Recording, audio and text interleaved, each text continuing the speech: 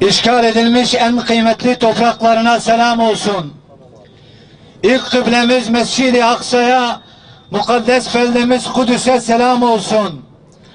65 yıldır mübarek Filistin davası için canlarını feda eden, mücadele eden, zindanları dolduran yiğitlere selam olsun.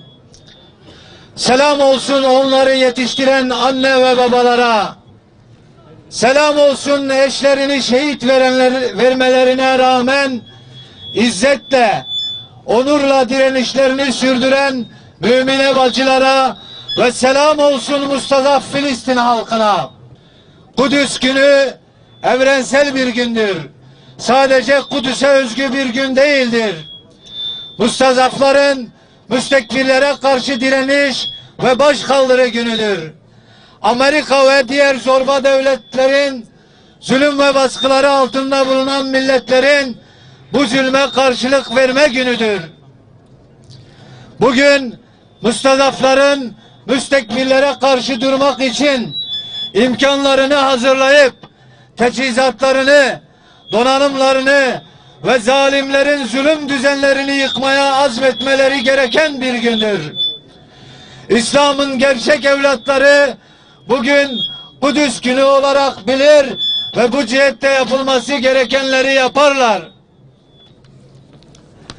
Kudüs günü mustazaf milletin kaderinin belirlenmesi gereken gündür.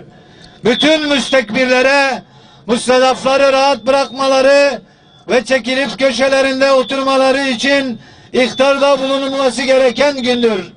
Hazreti Musa Aleyhisselam'ın, Hazreti Süleyman'ın, Hazreti Yahya'nın, Hazreti Zekeriya Aleyhisselam'ın ve Hazreti Muhammed Mustafa Aleyhisselatü Vesselam'ın emanetidir. Kudüs aynı zamanda Hazreti Ömer'in seyahatinin de emanetidir. Susacak ve onların yardım isteyen seslerine ne zamana kadar cevap verecek bu halklar?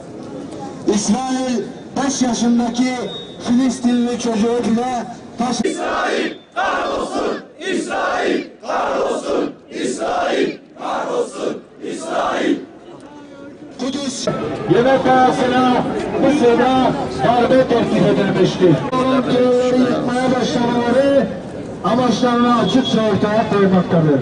Bir ömreden Kadir Gecesi'nin sizlerden ricamız dünya Müslümanları arasında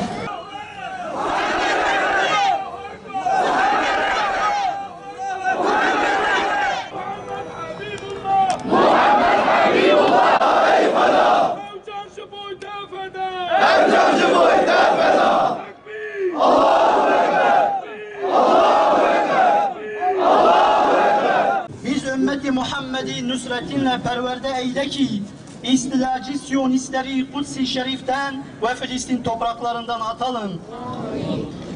Mısır'da diktatör Hüsnü Mübarek'i devirip kurulan meşru hükümeti askeri darbeyle devirenlerin saltanatını yerle bir et. Katil Esed'i kahru perişan eyle. Mazlum Suriye halkına hayırlı bir çıkış yolu ihsan eyle.